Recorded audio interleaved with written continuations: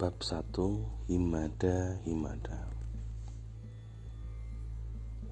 Biara Busra Surya. Malam musim panas 582 Masehi. Rasanya sesuatu semacam bongkahan batu sebesar di dirinya menggencet daerah di antara perut dan dada.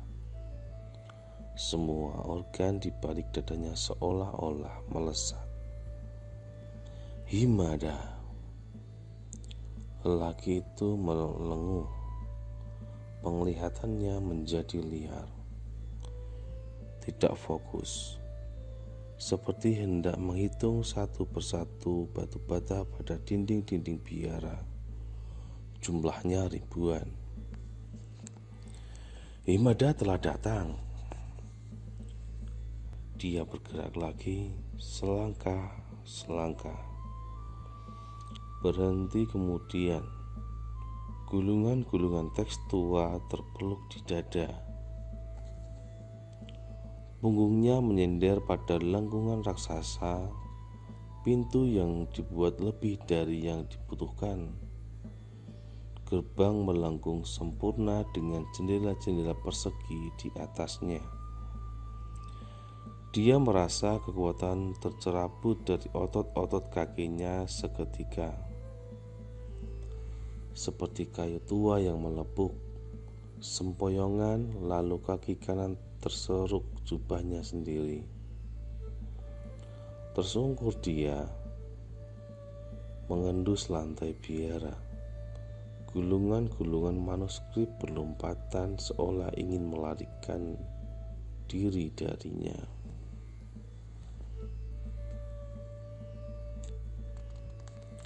Wajah lelaki itu sepucat orang mati, seolah menyaksikan Raja Iblis tegak di hadapannya. Buru-buru dia meraup satu persatu lembaran-lembaran manuskrip yang menggelembung itu. Harus cepat, hilang satu detik, bisa-bisa kedatangan nama yang dijanjikan Tuhan bisa tertunda, bahkan tak akan terlaksana selamanya. Sangat menyakitkan jika dirinya tersisih dari daftar manusia-manusia terpilih. Mereka yang menyadari kedatangan sang raja baru, penguasa baru, pemilik tempat paling istimewa di surga. Mungkin nabi bagi semua agama. Laki-laki itu berbisik takzim. Kata-katanya keluar patah-patah, terdengar emosional, penuh ketakutan, bahagia, sekaligus setengah gila. Semua bangsa akan kugemparkan, dan Himada hancur sampai di situ. Badannya terguncang-guncang seperti kemasukan jin. Matanya merapat, dua sudut kelopaknya dirembesi air. Susah berhenti, seolah akan tetap begitu sampai mati. Sesenggukan, tertahan-tahan. Himada akan datang sehingga rumahku akan penuh dengan keagungan. Dia berusaha mengerem emosinya.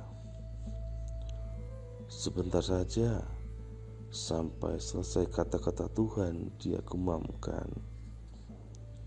Ini kata-kata Tuhan Maha Suci melalui Nabi Hagai. Kata-kata zat yang membuat semua hal menjadi ada. Kepunyaankulah perak, dan kepunyaankulah emas. Demikian firman Tuhan semesta alam. Adapun rumahku yang baru, kemegahannya akan melebihi kemegahannya yang semula. Dan di tempat ini aku memberikan salam. Demikian firman Tuhan semesta alam.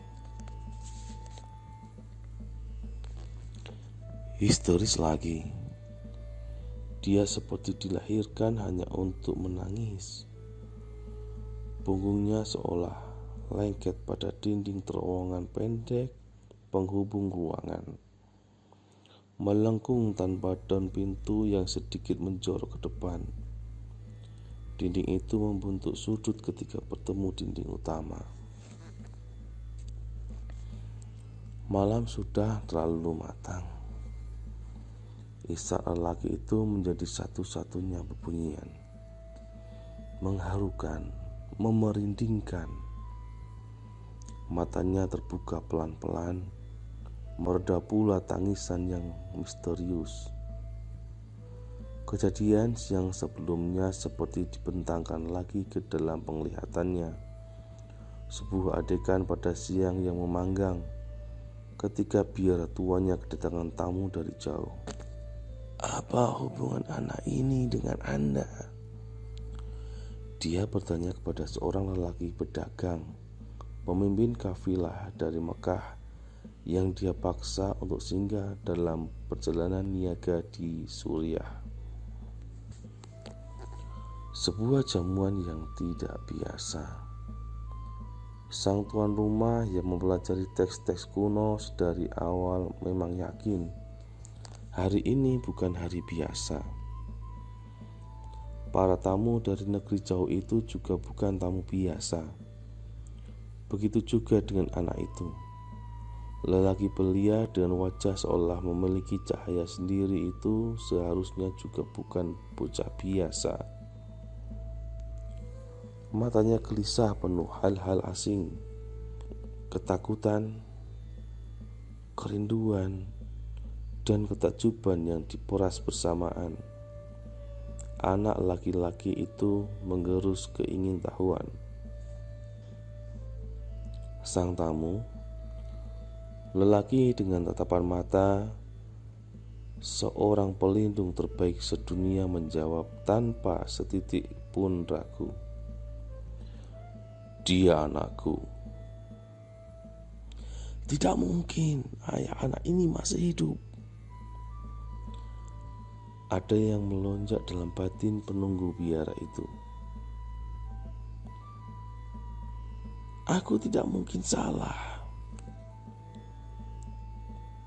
Tatapannya menyilet lelaki dari Mekah itu. Dia mencari tahu seberapa bersungguh-sungguh lelaki itu dengan jawabannya, mengkonfirmasi isyarat yang dia yakini, mencari pembenaran pada ketetapan yang dia imani. "Anak ini harusnya seorang yatim." Lelaki Mekah itu sepertinya tertelanjangi, meski dia merasa tidak bersalah saat mengatakan bahwa bocah itu anaknya. Sang tuan rumah telah memergoki ketidakjujurannya, ketidakterus-terangannya. "Dia anak saudaraku," ujarnya merevisi apa yang dia katakan sebelumnya. Jemari kiri mengelus jenggot legamnya. "Ayah anak ini meninggal dunia pada saat dia masih dalam kandungan ibunya." Seketika berubah air muka sang tuan rumah. Ada isyarat yang tidak pasti apa terjemahannya. Ngeri tetapi juga penuh sukacita. Putus asa tetapi penuh harapan. Dia menghampiri anak itu dengan langkah gemetaran. "Bersumpahlah demi Al-Lata dan Al-Uzza." Dia meminta anak itu menyebut nama dua dewi sembahan orang-orang Arab. "Jangan kau suruh aku bersumpah demi Al-Lata dan Al-Uzza," protes anak itu. "Demi Allah, tidak ada yang lebih kubenci dibandingkan dua dewi itu." Dari mana dia belajar mengkritik Al-Lata dan Al-Uzza jika orang-orang di sekelilingnya memuliakan dan menyembah putri-putri Tuhan itu? Berdebar-debar, dia kemudian menanyai anak yang menolak Al-Lata dan Al-Uzza itu tentang kesehariannya, keluarganya, dan angan-angannya.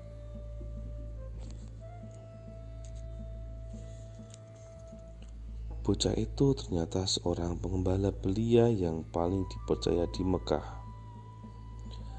Insting pemimpinnya terasa oleh pengalaman, sedangkan mentalnya seperti didektekan oleh Tuhan.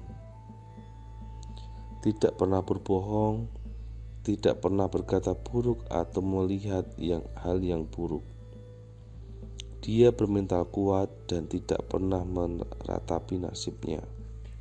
Dia merindukan Tuhan yang Maha Esa dan membenci Tuhan-Tuhan yang disembah bapak-bapaknya. Sang lelaki penunggu biara kian terpesona terhadap bocah itu.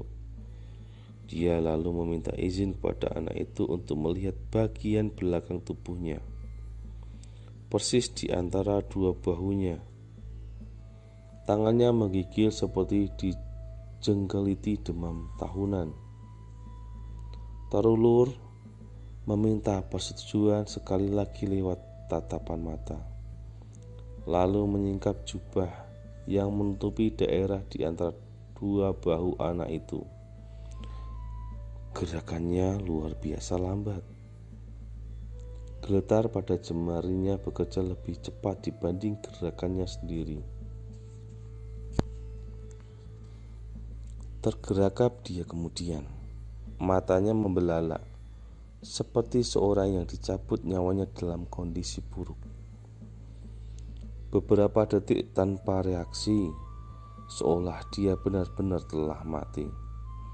Sang tuan rumah lalu menutup rapat jubah tamu belianya dengan gerakan sigap, membalikkan badannya kemudian. Bawa anak ini pulang ke negeri Anda, dan hati-hatilah terhadap orang-orang Yahudi.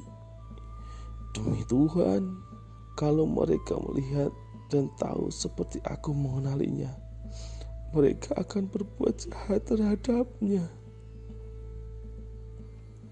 Sebuah masa depan besar terletak di tangan kemenakanmu ini, maka cepat bawalah dia pulang.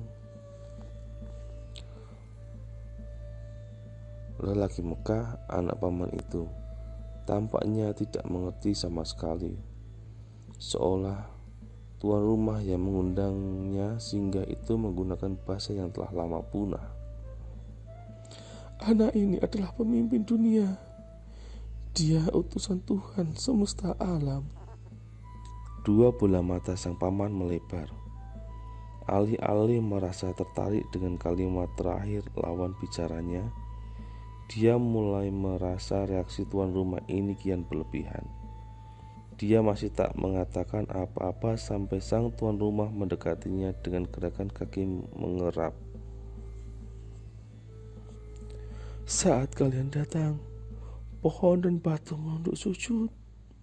Keduanya tidak sujud selain kepada seorang nabi. Dan saya juga mengenali tanda kenabian dan nubuat yang ada di pundaknya. Sang lelaki Mekah lebih tampak seperti orang Badui yang terpana dibandingkan manusia bijak yang harus bertindak. Sang lelaki Mekah lebih tampak seperti orang Badui yang terpana dibandingkan dengan manusia bijak yang harus tahu bagaimana harus bertindak. Seolah dia berhadapan dengan fenomena paling ganjil seumur hidupnya. Ketidakmengertian yang hanya setara jika dia melihat Ka'bah yang menjadi tempat ziarah selama ribuan tahun tiba-tiba lenyap dari pusat kota Mekah. Semacam itu. Paman anak itu tidak menyiapkan diri untuk mengantisipasi keheranannya. Dia hanya mengangguk perlahan, menatap sang tuan rumah, lalu mengajak keponakannya untuk meninggalkan biara yang memberi mereka teduh pada saat matahari memanggang hari itu. "Terima kasih, Pendeta Bahira. Saya akan membawa anak ini pulang ke Mekah." Malam sudah membekap ujung waktunya. Dini hari dengan sabar mengantar waktu ke mulut fajar. Bahira, Pendeta Saleh, sang tuan rumah kunjungan kafilah dari Mekah, ahli waris biara Busra, penghafal banyak teks kuno, kini sudah lebih tenang. Bibirnya seperti sedang mengeja senyum. Matanya yang masih seperti cermin menetes membinarkan pengharapan. Dia merapalkan ayat yang dihafal dari teks kitab Kejadian. Perkataan Yakub yang menghabiskan kepada anak-anaknya. Dia mengucapkan dengan segenap perasaan, "Tongkat kerajaan tidak akan beranjak dari Yahuda, ataupun lambang pemerintahan dari antara kakinya, sampai datang Shiloh. Maka kepadanya akan takluk bangsa-bangsa." Tanpa tanda-tanda sebelumnya, seperti bangun dari mimpi yang ditunggangi setan, Bahira buru-buru bangkit. Dia bahkan seolah tidak memberi waktu pada hatinya untuk mendebat apa yang terpikir olehnya. Langkahnya tegas-tegas menyusuri lorong biara, membuat bunyi menggema yang menggaung oleh gesekan alas kaki terhadap lantai biara. Dia ingin segera sampai ke ruang kerjanya, lebih cepat dari kapanpun. Sebuah kerinduan raksasa menyeret cepat-cepat agar segera duduk di belakang meja kerjanya. Saban hari di ruangan itulah umurnya dihabiskan. Duduk khusyuk menekuni manuskrip kuno,